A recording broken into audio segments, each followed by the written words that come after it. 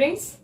So today we will discuss a very important method that is used for creating resistance in tobacco plant against a specific nematode, and the method is RNA interference or RNA silencing method. Yes, आप लोगों ने I think most of the students के लिए जो chapter है applications of biotechnology, इसमें सबसे typical जो सेगमेंट है या जो सबसे टिपिकल पार्ट है वो यही होता है, बिकॉज बच्चों को आरएनए इंटरफेरेंस मेथड समझ में नहीं आता है.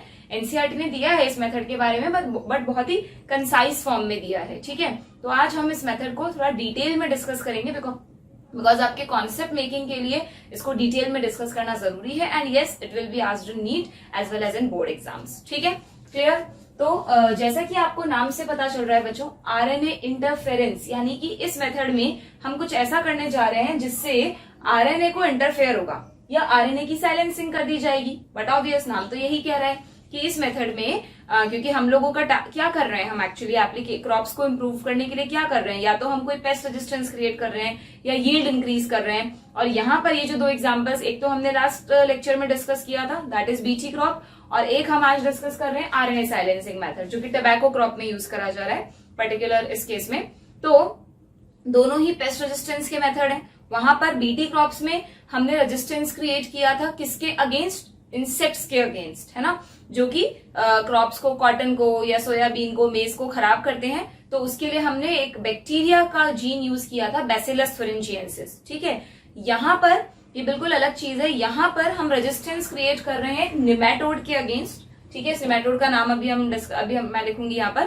ठीक है, एक निमेटोड है जो कि क्या कर रहा है, टबैको प्लांट को खराब कर रहा है. कैसे खराब कर रहा है, उसके रूट्स में इन्फेक्शन करके, क्योंकि nematode you know they belongs to aschelminthes, soil में रहते हैं. एस्कैरिस जिसका एक एग्जांपल है, उसी फाइलम से बिलोंग करते हैं निमेटोड्स, एस्केहेलमिन्थीज. ठीक है, तो जब ये सॉइल में रहते हैं तो कुछ पैरासाइटिक निमेटोड्स हैं जो कि सॉइल के थ्रू प्लांट की रूट में एंटर कर जाते हैं. और जब वो प्लांट की रूट में एंटर करते हैं तो रूट में छोटे छोटे नॉट्स क्रिएट कर देते हैं. ठीक है, और उन नॉट्स की वजह से रूट्स में छोटी छोटी स्वेलिंग्स हो जाती हैं नॉट्स क्रिएट होने की वजह से, और वो रूट्स जो भी उनके फंक्शन है, mainly water and mineral absorption नहीं कर पाती हैं, जिसकी वजह से प्लांट की ग्रोथ रुक जाती है and there is high reduction in the yield of plant. ठीक है, तो जिससे कि फार्मर को बहुत बड़े स्केल पर लॉस होता है. तो ये जो निमेटोड एक बहुत ही प्रॉब्लमैटिक कंडीशन है फार्मर्स के लिए, पर्टिकुलरली टोबैको क्रॉपिंग के लिए. तो किस तरह से बायोटेक्नोलॉजी ने इस प्रॉब्लम को परमानेंट सॉल्व किया, कैसे उस निमेटोड को मारने के लिए क्या ऑप्शंस हैं, या तो अगेन कोई केमिकल हो जिससे उसको जिससे सॉइल में मिला दिया जाए और वो निमेटोड सारे खत्म हो जाएं. ठीक है, या फिर ऑर्गेनिक फार्मिंग में हम कोई प्रेडेटर यूज करें जो उन निमेटोड्स को सॉइल में से खा जाएं. बट जो सबसे इफेक्टिव मेथड है, जहां बार बार रिकरेंट उस मेथड को करने की जरूरत नहीं है, जिसमें हम एक जीन को प्लांट में ऐड कर रहे हैं, दैट इज जेनेटिक इंजीनियरिंग. तो इस मेथड में हम क्या करेंगे कि प्लांट में एक ऐसा जीन ऐड कर देंगे जिसकी वजह से प्लांट एक ऐसा कॉम्प्लेक्स बनाएगा जो निमेटोड के आरएनए को साइलेंस कर देगा. You are getting my point what I am saying. कि मान लीजिए अगर ये प्लांट सेल है, ये प्लांट सेल का न्यूक्लियस है, प्लांट सेल को प्लांट सेल की तरह से ही ड्रॉ कर देते हैं. ये मान लीजिए प्लांट सेल है, ठीक है, और ये प्लांट सेल का न्यूक्लियस है. तो प्लांट सेल के डीएनए में आप क्या करेंगे इस मेथड में बच्चों, एक जीन इंट्रोड्यूस करेंगे. जस्ट अ मिनट, एक जीन इंट्रोड्यूस करेंगे. कैसे करेंगे वो हम पढ़ेंगे अभी.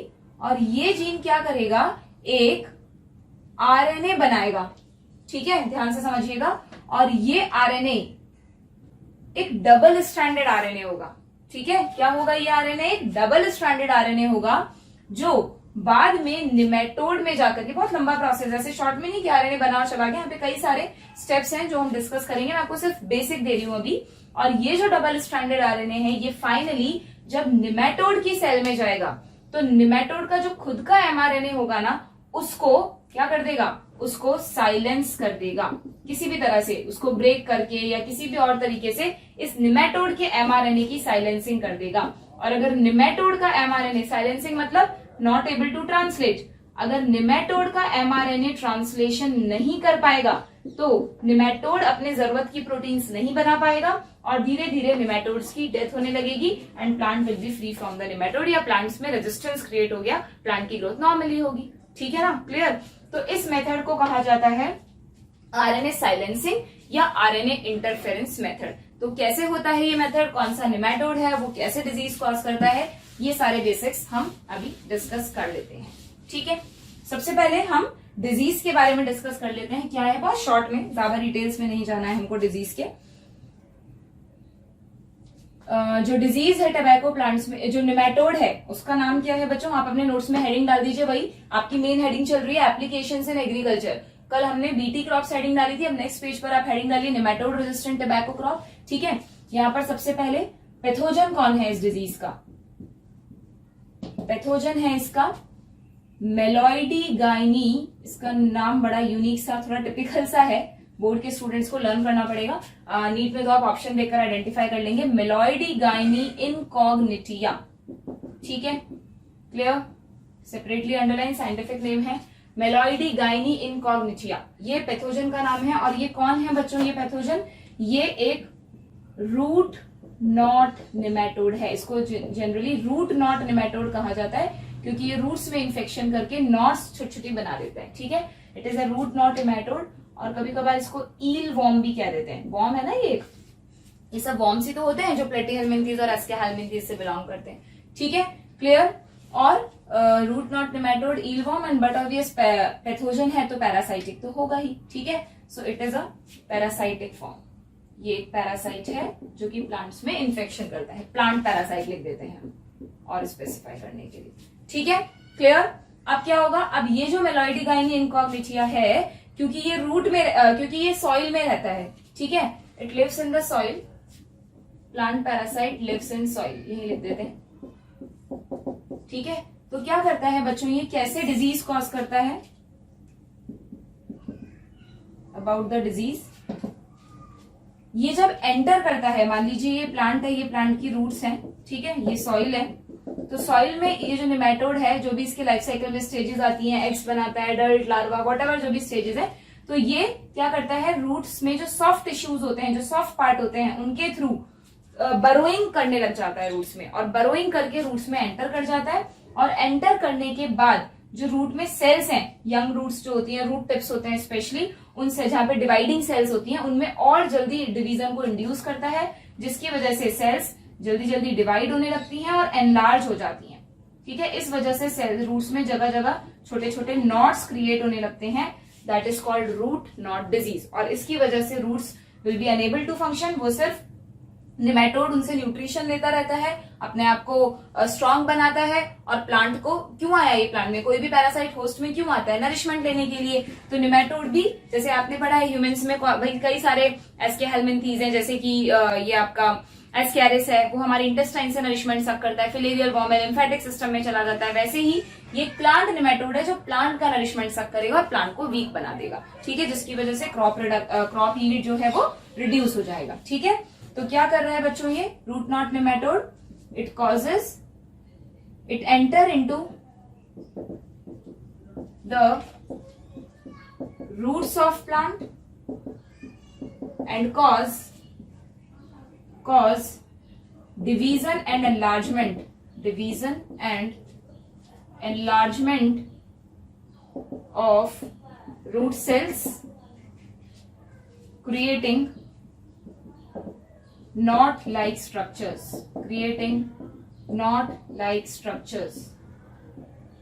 That is, इसलिए इस डिजीज को क्या कहते हैं?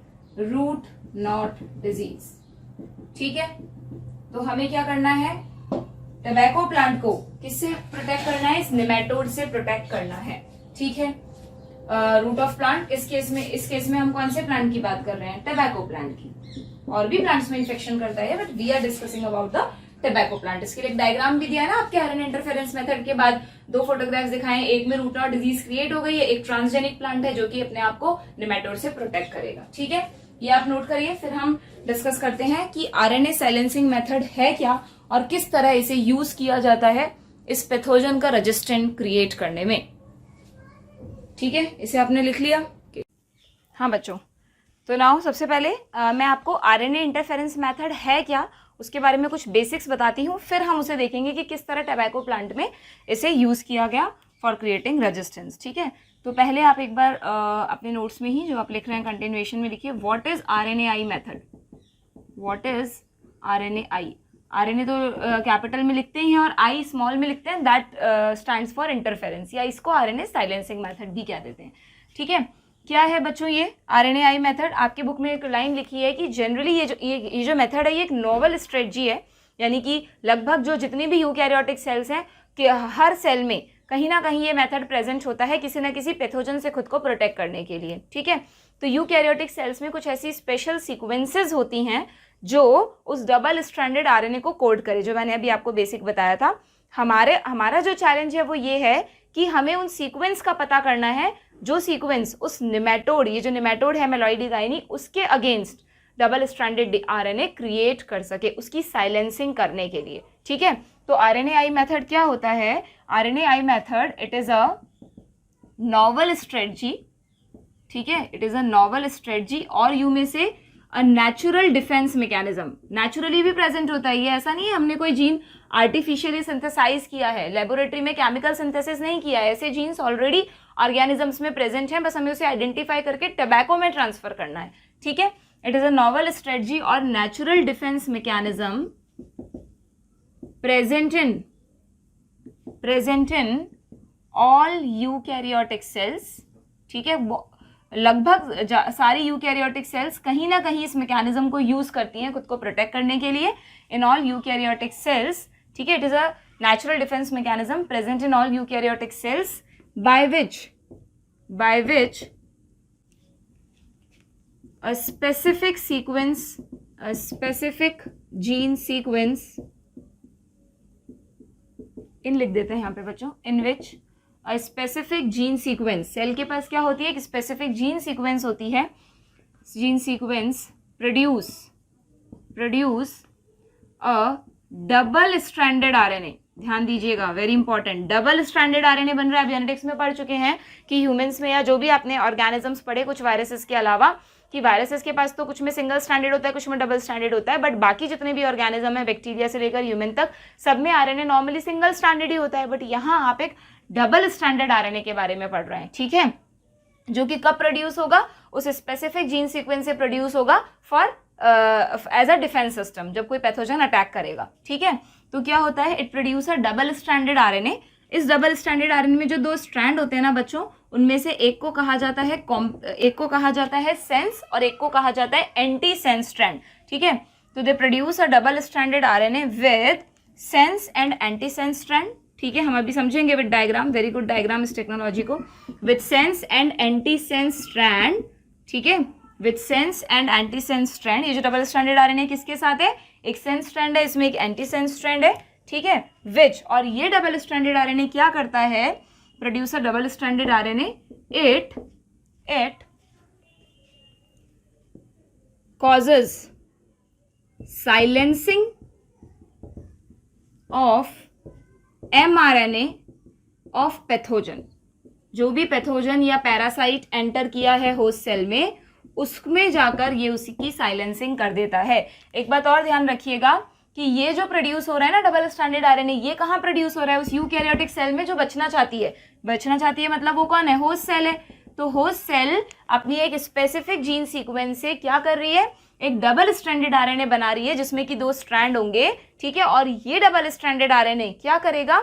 बाद में पैथोजन में एंटर करेगा। It causes silencing of mRNA of, या आप ऐसा भी लिख सकते हैं, चलो हाँ अभी डायरेक्टली नहीं लिख रहे हैं हम कि ये डायरेक्टली एंटर करता है, क्योंकि यहाँ पे कुछ और भी स्टेप्स होते हैं जहाँ पर डबल स्टैंडर्ड आरएनए में कुछ मॉडिफिकेशंस होते हैं, फिर वो एंटर करेगा। But finally it ultimately causes, word लिख देते हैं हम, it ultimately causes silencing of mRNA of pathogen और पैरासाइट। तो इस तरह से यूकैरियोटिक सेल खुद को प्रोटेक्ट करती हैं फ्रॉम दैट पैथोजन। ये सिर्फ मैंने आपको इसका बेस बताया। अब हम डायग्राम के साथ देखते हैं कि ये कैसे पॉसिबल है, कैसे ये किया जाता है। ठीक है, यहाँ पर दो चीजें हम साथ में समझेंगे बच्चों, आरएनए इंटरफेरेंस में होगा क्या, प्लस सीधा टबैको का एग्जाम्पल लेके ही उस मैकेनिज्म को समझ लेंगे कि टबैको में किस तरह ये मेथड हमने इंट्रोड्यूस किया, फिर किस तरह ये मेथड आगे बढ़ा और उसने किस तरह नेमेटोड को खत्म किया। ठीक है, पहले आप ये नोट डाउन करिए। ये जस्ट एक तरह से डेफिनेशन मान सकते हैं आप आरएनएआई मेथड की, या इसका बेसिक कि इसमें बेसिकली हो क्या रहा है। इसमें आप ये भी लिख सकते हैं बच्चों कि it ultimately causes silencing of mRNA of pathogen और पैरासाइट, ड्यू टू विच, अगर उसकी साइलेंसिंग हो जाएगी तो अल्टीमेटली होगा क्या, due to which translation is inhibited, translation नहीं हो पाएगा पैथोजन में, ठीक है, ट्रांसलेशन इज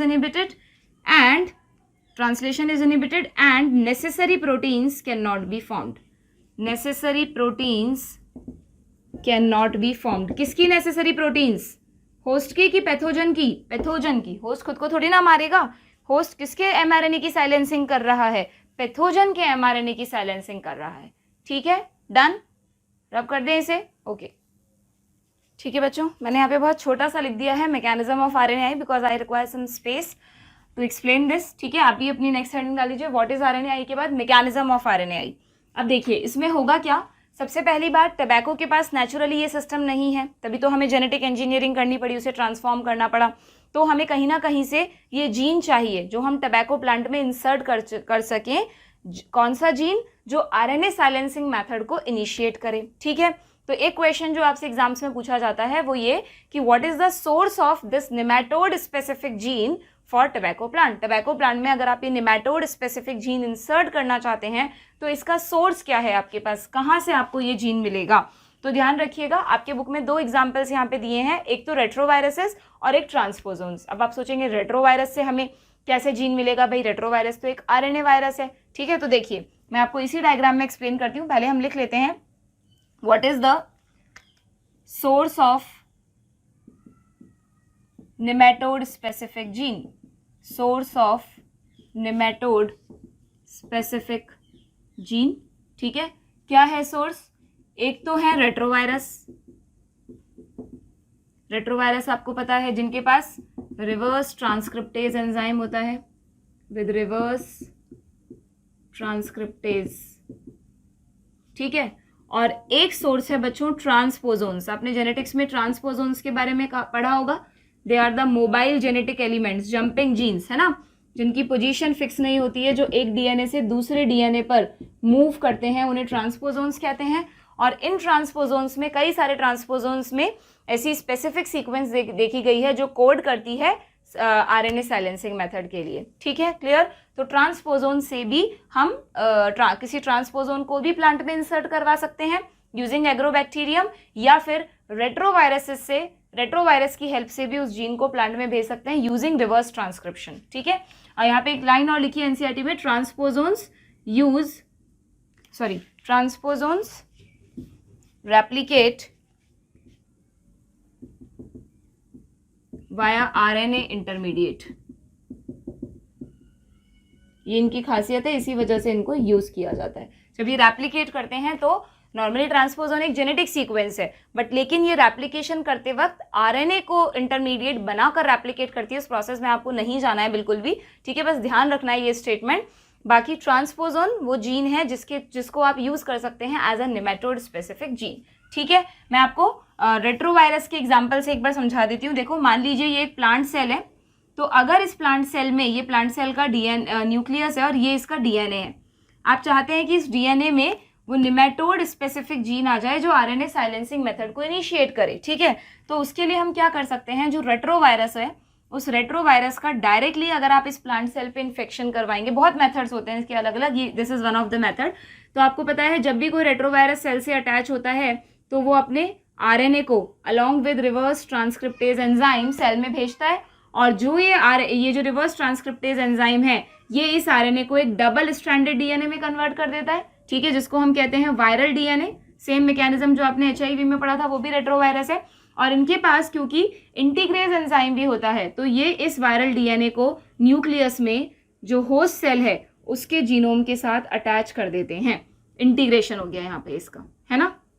तो इस तरह आपके होस्ट के जीनोम में एक ऐसी सीक्वेंस पहुंच गई, और ये जो सीक्वेंस है ना बच्चों, ये आरएनए साइलेंसिंग, नो डाउट ये एक रेट्रोवायरस में था, लेकिन ये एक आरएनए साइलेंसिंग सीक्वेंस है, जो मतलब एक ऐसी सीक्वेंस है जो आरएनए साइलेंसिंग मेथड को इनिशिएट कर सकती है। अब उसके लिए हमने इसमें जो भी चेंजेस किए होंगे वो सब एक अलग बात है, लेकिन yes retrovirus act as a source to induce this nematode specific gene into plant cell, ठीक है, क्लियर। और या फिर ट्रांसपोजोन को इंसर्ट करना, अच्छा रुकिए एक चीज और बताती हूँ, या फिर हम ये वाला मैकेनिज्म एक दूसरे सेल में भी कर सकते थे, और ये जो डीएनए मिलता हमें, उस डीएनए को हम उस सेल से निकालते और यूजिंग एग्रोबैक्टीरियम, वेक्टर प्लांट्स का कॉमन वेक्टर कौन सा है, एग्रोबैक्टीरियम, उस एग्रोबैक्टीरियम को यूज करके भी आप प्लांट्स में इसको इंसर्ट कर सकते हैं। एनसीईआरटी में लिखा है कि ये जो जीन है it is introduced into the plant using agrobacterium vector. ठीक है, तो किसी भी तरह से हमने अल्टीमेटली प्लांट सेल में क्या भेज दिया, निमेटोड स्पेसिफिक जीन भेज दिया। अब वो काम कैसे करता है वो देखते हैं हम। ठीक है, स्टेप्स लिखते हैं। सबसे पहले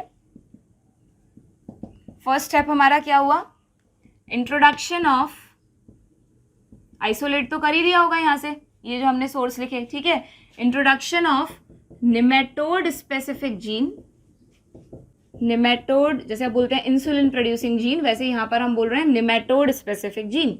introduction of nematode specific gene into plant cells using, किसको यूज कर रहे हैं as a vector, using agrobacterium vector. जिसके पास टीआई प्लाज्मिड होता है वहां पे आप इस जीन को इंसर्ट कर दें और वो इसे प्लांट सेल्स को दे देगा। ठीक है, क्लियर। डायरेक्टली भी कर सकते हैं रेट्रोवायरसिस के थ्रू, या फिर उनको किसी और सेल में करवा के एग्रोबैक्टीरियम से भी इस जीन को इंट्रोड्यूस कर सकते हैं। Clear, introduction of nematode specific gene into plant cell using agrobacterium vector. अब जैसे ही ये जीन प्लांट सेल में जाएगा और प्लांट सेल के न्यूक्लियस में अटैच होगा, ठीक है, तो क्या होगा, now the gene integrate into genome of plant cell। ठीक है, प्लांट सेल के जीनोम में जाकर एंटर कर जाएगा एंड इनिशिएट RNAi मेथड। कैसे इनिशिएट करेगा वो मैं आपको एक डायग्राम बना के बताती हूँ इसके बाद, पहले आप इतना नोट कर लीजिए। ठीक है, RNA इनिशिएट मेथड, यहाँ ब्रैकेट में हम लिख के छोड़ देते हैं डायग्राम, जो कि हम सीधा डायग्राम के थ्रू समझेंगे, उसी में मैं सारे पॉइंट्स लिख दूंगी। ठीक है, जिससे आपको ज्यादा याद रहता है डायग्रामेटिक प्रेजेंटेशंस। इसका स्नैपशॉट ले लिया, चलिए। अच्छा, ये हमें लगे कि कंप्लीट है, इसके लिए यहाँ पे एक स्टेप और लिख देते हैं बच्चों हम। ये तो हम डायग्राम में समझाएंगे ही कि ये कैसे एक्ट करेगा। जब RNA इनिशिएट मेथड जब RNAi मेथड इनिशिएट हो जाएगा और निमेटोड को जाके हार्म करेगा, मतलब निमेटोड के RNA की साइलेंसिंग करेगा, तो क्या होगा, resulting silencing of mRNA of nematode, inhibit translation of necessary proteins,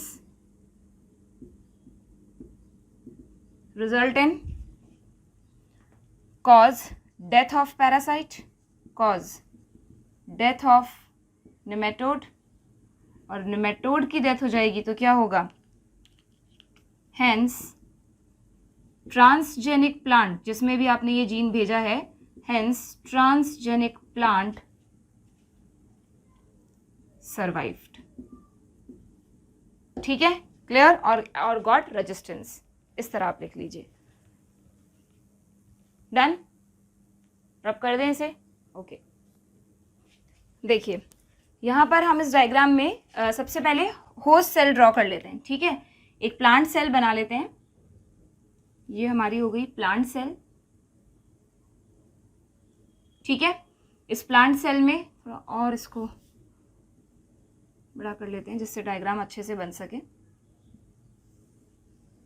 ठीक है बच्चों, ये मेथड सेम रहता है चाहे कोई भी यूकैरियोटिक सेल हो। हम इसे प्लांट सेल का एग्जांपल लेकर समझ रहे हैं। प्लांट सेल में ये हो गया इस प्लांट सेल का न्यूक्लियस। ठीक है,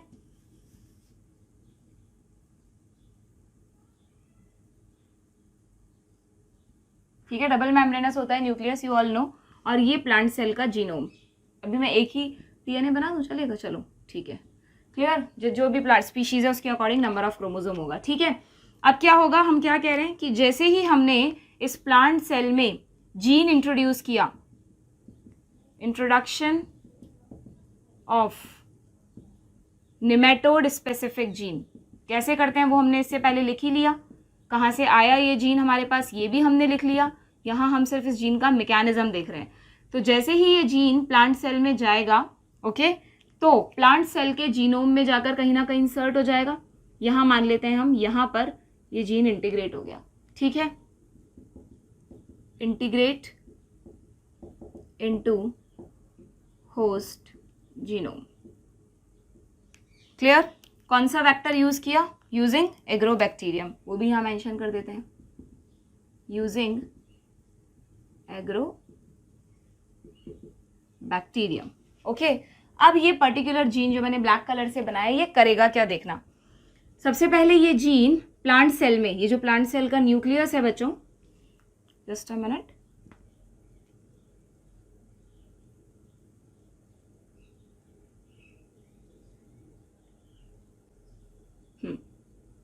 ठीक है, ये क्या है? न्यूक्लियस।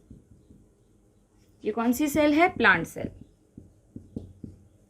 ओके, जो कि यहाँ पर होस्ट का काम कर रही है। तो ये जो पर्टिकुलर सीक्वेंस है ना, ये सीक्वेंस क्या करती है? प्लांट के न्यूक्लियस में ट्रांसक्रिप्शन करती है। एक पर्टिकुलर जीन है तो कुछ ना कुछ ट्रांसक्रिप्ट करके एमआरएनए बनाएगी, और ये जो एमआरएनए बनाती है वो इस तरह का होता है, हेयर पिन होता है ना इस तरह का, तो इसको बोलते हैं SHRNA, that is short hairpin RNA। ठीक है, ये जो RNA बना इसका नाम हम यहाँ लिख देते हैं, this is SHRNA, short hairpin RNA। बल्कि इसको कुछ बुक्स में प्री भी लिखा रहता है, ये एक प्री फॉर्म है इसकी, क्योंकि जब ये न्यूक्लियस से बाहर आएगा और एक डाइसर एंजाइम से जुड़ेगा तब हम इसको SHRNA कहेंगे। इसमें कुछ मॉडिफिकेशंस होते हैं पहले, वो सब आपको नहीं पढ़ने, आपको सिर्फ इतना सा ध्यान रखना है, क्या है इसका नाम? This is short hairpin RNA। ठीक है, SH की फुल फॉर्म लिख दी है मैंने यहाँ पर। Now it transported out from the nucleus, ये न्यूक्लियस से बाहर आ गया। ठीक है, ट्रांसपोर्ट, और बाहर आने के बाद क्या हुआ? ये जब बाहर आ गया न्यूक्लियस से तो बच्चों it bind with an enzyme known as dicer enzyme. ठीक है, वेरी वेरी इंपॉर्टेंट, ध्यान रखिएगा, डाइसर एंजाइम। ये डाइसर एंजाइम बना दिया मैंने, और ये जो है बाहर आने के बाद now you can called it, अब प्री लगाने की जरूरत नहीं है, ये सिंपली SHRNA है। ठीक है, क्या करता है ये डाइसर एंजाइम? ये डाइसर एंजाइम इस RNA की प्रोसेसिंग कर देता है, और इस SHRNA को, जो कि एक डबल स्ट्रैंडेड RNA है, इसको छोटे छोटे फ्रेगमेंट्स में तोड़ देता है। देखिएगा, ये इसकी क्लीविंग, इसको छोटे छोटे फ्रेगमेंट्स में तोड़ देता है, और इस तरह से क्रिएट हो जाते हैं क्या? इनको क्या कहते हैं बच्चों? ये जो इसके सेगमेंट्स हुए ना, दे आर कॉल्ड siRNA। दो ही सेगमेंट बना देते हैं हम यहाँ पे, they are called siRNA। Very important, siRNA क्या है? siRNA is called the small interfering RNA। ध्यान रखना, पहले प्री SHRNA बना, वो बाहर आके डाइसर से जुड़ा, डाइसर ने उसको सेगमेंट्स में कन्वर्ट किया, विच इज कॉल्ड siRNA, जिसकी फुल फॉर्म है स्मॉल इंटरफेयरिंग RNA। इस तरफ लिख देते हैं हम इसको, siRNA, that is small interfering, क्योंकि यहीं से इंटरफेरेंस का मैकेनिज्म स्टार्ट हुआ है। ठीक है, क्लियर? और एक बात यहाँ पे मैं और बताना चाहूंगी आप लोगों को बच्चों, कि ये जो siRNA है ना, it can be called micro RNA, इसको miRNA भी कह देते हैं। miRNA is micro RNA। क्यों? अगर ये एंडोजीनसली प्रोड्यूस हो रहा है तो, यानी इस केस में आपने एक जीन इंसर्ट किया बाहर से, है ना, और वो जीन ने ये मैकेनिज्म करके इस RNA को बनाया, तो ये इस सेल के लिए एक्सोजीनस है। या फिर एक मैकेनिज्म और भी हो सकता था, आप इन सारे स्टेप्स को बाईपास कर सकते थे और directly small hairpin RNA को बना देते लेबोरेटरी में, सेल में, और वहां से इसको प्लांट के साइटोप्लाज्म में ट्रांसफर कर देते। ठीक है, और जैसे ये डाइसर के कांटेक्ट में आता है, इसके पीसेज हो जाते। तो दोनों ही केसेस में स्मॉल इंटरफेयरिंग RNA कैसा RNA? Exogenously produce. बट जो अगर ये मैकेनिज्म किसी सेल का नेचुरल मैकेनिज्म है तो उस केस में भी सेम इसी तरह से बनेगा, बट जो RNA बनेगा उसे siRNA की जगह miRNA कह देते हैं। कब कहते हैं miRNA? If endogenously produced. By chance अगर आपसे किसी ऑप्शन में कोई बहुत ज्यादा टिपिकल सा क्वेश्चन फ्रेम हो, पूछा जाए, तो आपको ध्यान रखना है miRNA, अदरवाइज आप मैकेनिज्म लिख रहे हैं तब siRNA को मान के ही लिख लेना। ठीक है, क्लियर?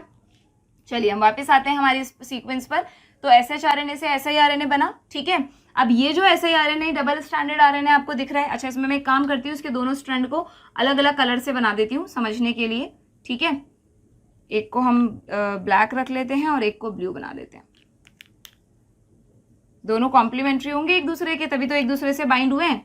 ठीक है, अब क्या होगा ध्यान से देखिए, अब ये जो स्मॉल इंटरफेयरिंग आरएनए हैं, जितने भी अलग अलग siRNA के फ्रेगमेंट्स बने, they bind with a complex known as RISC। ये जो स्मॉल इंटरफेयरिंग आरएनए हैं, they binds with a complex, इसी सेल में एक कॉम्प्लेक्स बना, एक प्रोटीन्स का कॉम्प्लेक्स है जिसको कहते हैं RISC। और देखना ये उससे कैसे जुड़ता है, एक siRNA ले रही हूँ मैं सिर्फ यहाँ पर, ये हमारा एक siRNA है मान लीजिए, ठीक है,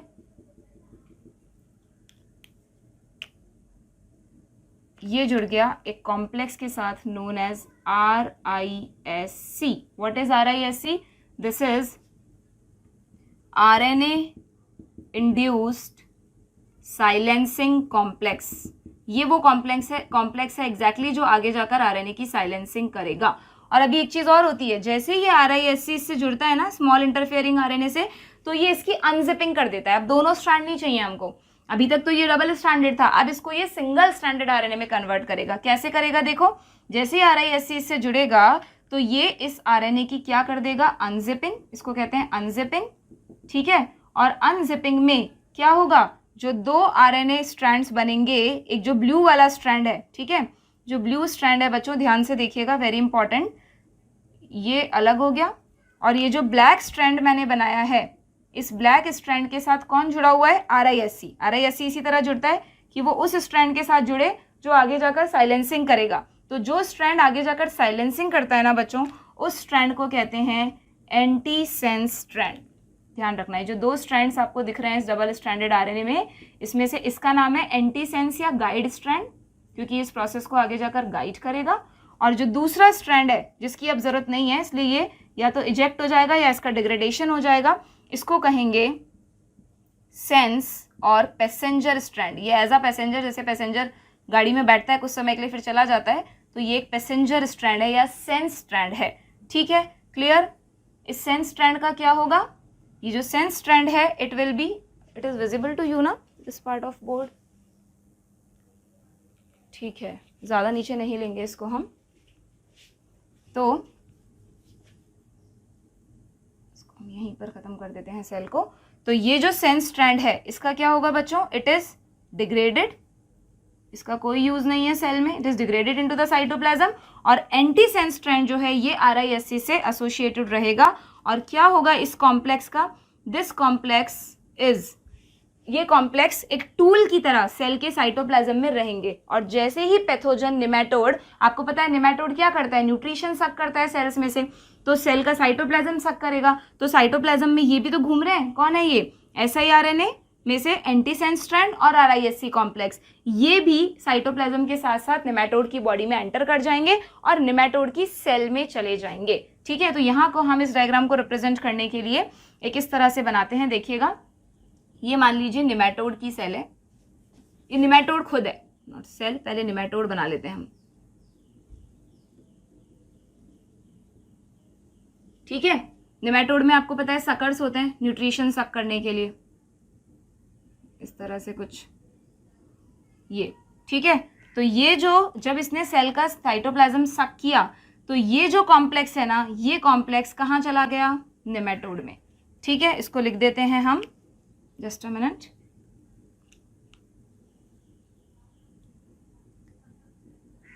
RISC antisense complex uptake by nematode, ठीक है। ये सेल के वो टूल हैं जो निमेटोड में जाकर निमेटोड के आरएनए की साइलेंसिंग करेंगे।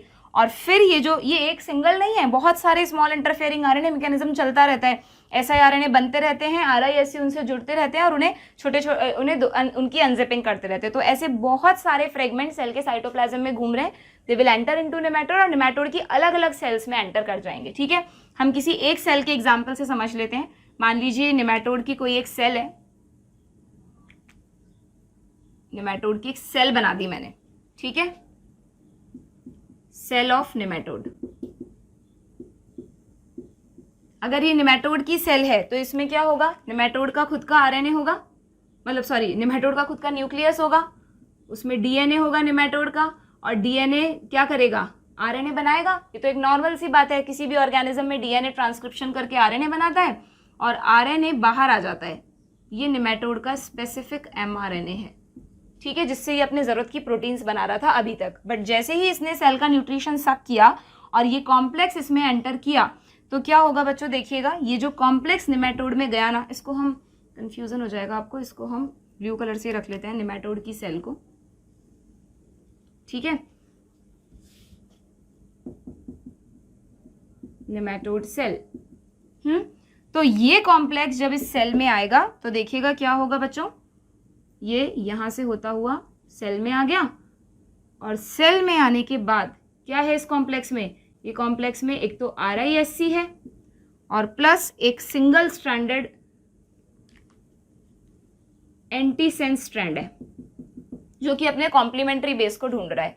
तो ये मेथड कब सक्सेसफुल होगा, जब ये कॉम्प्लीमेंट्री सीक्वेंस इस mRNA पर प्रेजेंट होनी चाहिए, वरना फिर कोई यूज ही नहीं है इस मेथड का। इसीलिए हम इस जीन को निमेटोड स्पेसिफिक जीन कह रहे थे, क्योंकि ये एक ऐसा जीन है जो इस तरह से इसने इन दोनों RNA को क्रिएट किया कि जो एंटीसेंस स्ट्रैंड है it is complementary to the mRNA of nematode, ठीक है। और mRNA के जिस भी रीजन के कॉम्प्लीमेंट्री ये होगा, जरूरी नहीं जितना लंबा mRNA उतना लंबा ये हो, छोटा सा भी कहीं भी अगर इसको अपनी कॉम्प्लीमेंट्री सीक्वेंस मिली तो ये जाकर इस mRNA से बाइंड हो जाएगा, ठीक है, ये जाकर इस mRNA से जुड़ जाएगा। इसको डायरेक्टली इस पर जुड़ा हुआ ही दिखा दें हम, ये लीजिए, ये इसका ये mRNA है, किसका, निमेटोड का, ठीक है। तो ये जाकर इस mRNA के साथ जुड़ गया और जैसे ही mRNA से जुड़ता है तो या तो ये इस तरह जुड़ता है कि जो राइबोसोम है वो इसको क्रॉस ही नहीं कर पाएगा, ट्रांसलेशन कंप्लीट ही नहीं होगा, इनहिबिट कर दिया, या मोस्टली केसेस में क्या करता है, इस mRNA की क्लीवेज कर देता है। It causes cleavage, और क्लीवेज अगर हो गया यानी कि इस mRNA के दो पीसेस हो गए अलग अलग, तो क्या होगा, in translation will be inhibited, ठीक है।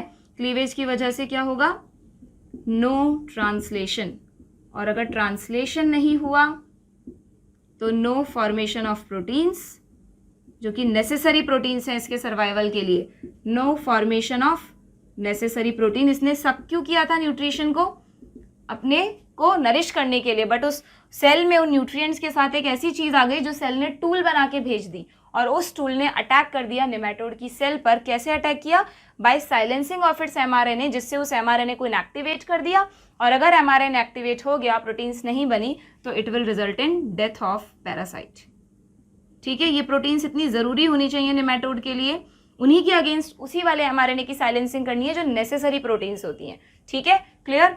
तो क्लीवेज की वजह से यहां पर ये जब क्लीव हुआ तो this is the silencing of mRNA, yes और नो, समझ में आया। थोड़ा सा कॉम्प्लिकेटेड है, नो डाउट, मैं मान रही हूँ ये मेथड, ठीक है। डायग्राम में काफी सारे टर्म्स हो गए हैं, तो आप कोशिश करिएगा और भी ज्यादा बड़े पेज पर अच्छे से इस डायग्राम को बनाएं। मैं एक बार शॉर्ट में इसको फिर से आपको बता देती हूँ, ध्यान से देखो कि इसमें बेसिकली हुआ क्या, समझ में आया आपको। देखो कि ये एक होस्ट सेल है और ये पैरासाइट की सेल है, ठीक है। ये चीज भी हम यहाँ मेंशन कर देते हैं, एक मिनट। This is a plant cell जो कि होस्ट है इस केस में, और this is a nematode cell जो कि पैरासाइट है ना। तो इस मैकेनिज्म में होस्ट कैसे पैरासाइट की डेथ कॉज कर रहा है वो देख रहे हैं हम। तो यहाँ पर होस्ट सेल के पास एक ऐसा स्पेशल जीन होना चाहिए जो आगे जाकर पैरासाइट के mRNA की साइलेंसिंग कर सके। या तो ये जीन नेचुरली यूकैरियोटिक सेल्स में प्रेजेंट हो रहा है, होता है, तब तो RNAi मेथड नेचुरली प्रेजेंट है, उसमें बायोटेक का कोई रोल नहीं है। बट जिन प्लांट्स के पास, जिन ऑर्गेनिजम्स के पास ये मेथड नेचुरली नहीं है और उन्हें किसी पर्टिकुलर पैरासाइट से रेजिस्टेंस दिलाना है, तो पहले बायोटेक्नोलॉजिस्ट उस जीन को आइडेंटिफाई करते हैं कि ऐसा जीन कहाँ है जो पर्टिकुलरली इसके mRNA की साइलेंसिंग करे, उसे इंट्रोड्यूस करते हैं होस्ट में, और फिर उन होस्ट प्लांट सेल्स को कल्चर करा के प्लांट्स बना देते हैं, जिन प्लांट्स को हम कहते हैं ट्रांसजेनिक प्लांट्स, ठीक है। अब उन ट्रांसजेनिक प्लांट की हर सेल में ये जीन है कि नहीं। अब ये जीन क्या कर रहा है, प्लांट सेल में बना रहा है एक double stranded RNA which is called pre small hairpin RNA, short hairpin RNA, ठीक है। इसको ट्रांसपोर्ट कर रहा है साइटोप्लाज्म में, ये सेल का साइटोप्लाज्म है, और साइटोप्लाज्म में आकर ये जुड़ रहा है एक एंजाइम डाइसर एंजाइम के साथ, जहां पर SHRNA को छोटे छोटे फ्रेगमेंट्स में तोड़ दिया गया। These fragments are known as small interfering RNA। अगर ये सारा मैकेनिज्म नेचुरल होता तो आप इन्हीं फ्रेगमेंट्स को miRNA कह देते, ठीक है। यहाँ तक क्लियर है। नाउ siRNA ने क्या किया, siRNA बाइंड हुआ RISC कॉम्प्लेक्स के साथ, जिसने इसकी अनजिपिंग कर दी, सेंस स्ट्रैंड अलग हो गया, एंटी सेंस अलग हो गया, सेंस की कोई जरूरत नहीं है आगे, इट इज डिग्रेडेड और इजेक्टेड, और जो एंटी सेंस स्ट्रैंड है वो RISC कॉम्प्लेक्स से जुड़ा हुआ है, और यही वो टूल है जो पैरासाइट को इनएक्टिवेट करेंगे, पैरासाइट की डेथ कॉज करेंगे। और अगेन ये एक अकेला नहीं बनता है, बहुत सारे स्मॉल IRNA क्रिएट हुए हैं, तो बहुत सारे RISC है, मैकेनिज्म चलता रहता है, तो there are so many these small tools in the cell. अब जैसे ही कोई पैरासाइट अटैक करता है सेल्स पर और सेल के नरिशमेंट को सक करने की कोशिश करता है, तो these RISC along with antisense, RISC antisense complex uptake by nematode, और नेमेटोड की बॉडी में जाकर they enter into the cells of nematode. अलग अलग बहुत सारे हैं तो अलग अलग सेल्स में एंटर कर जाएंगे, और नेमेटोड की सेल में क्या होगा, ये जाकर नेमेटोड अपना काम कर रहा होगा, ये थोड़ी देर वेट करेंगे कि देखते हैं हमारा mRNA कब आता है। जैसे ही इन्हें लगेगा कि नेमेटोड ने अपना mRNA बनाकर भेज दिया है, कौन सा mRNA जिससे हमें बाइंड होना है, तो ये जाकर उससे बाइंड हो जाएंगे, उस mRNA का क्लीवेज कर देंगे, दैट इज कॉल्ड साइलेंसिंग, जिसकी वजह से ट्रांसलेशन नहीं होगा, जरूरी प्रोटीन्स नहीं बनेंगी, और धीरे धीरे नेमेटोड विल बी डाई। तो इस तरह होस्ट सेल ने अपने आप को प्रोटेक्ट कर लिया, चांस ही नहीं दिया पैरासाइट को ग्रो करने का, सर्वाइवल करने का, और प्लांट में क्या जो भी होस्ट है उसमें क्या क्रिएट हो गया, resistance. It can be natural resistance और क्रिएटेड बाय बायोटेक्नोलॉजी। क्लियर है, आया समझ में किस तरह RNA इंटरफेरेंस मेथड होता है। अब आप चाहे से NCERT का पैराग्राफ जो दिया है ना NCERT में शॉर्ट में, वो भी पढ़ेंगे ना, तो आपको ये पूरा समझ में आ जाएगा। बस NCERT ने इन कुछ स्टेप्स को मिस किया है, अदरवाइज उन्होंने ये बताया कि एक डबल स्टैंडर्ड RNA होता है जिसमें एक सेंस होता है, एक एंटी सेंस होता है, फिर antisense is complementary to this. ठीक है, यहाँ पर ये सारी बातें ध्यान रखिएगा। क्लियर, इस डायग्राम का स्नैपशॉट लीजिए और इस डायग्राम को अच्छे से समझ के अपने नोट्स में बनाइएगा। ठीक है, क्लियर। आप चाहें तो दोबारा से इस पूरे मैकेनिज्म को फ्लो चार्ट की फॉर्म में अलग से पूरा लिख भी सकते हैं। वैसे यहाँ पर सब चीज़ें समझ आ रही है क्या क्या सीक्वेंस है, but if you want to prepare in the better way, तो आप फिर से इस प्रोसेस को एक बार फ्लो चार्ट की फॉर्म में दोबारा से लिख लीजिएगा विदाउट डायग्राम। एक बार तो डायग्राम के साथ, एक बार बिना डायग्राम के साथ, तो आपको अपने आप ही अच्छे से याद हो जाएगा, और फिर इनके क्वेश्चंस की प्रैक्टिस कर लीजिए। ठीक है, क्लियर।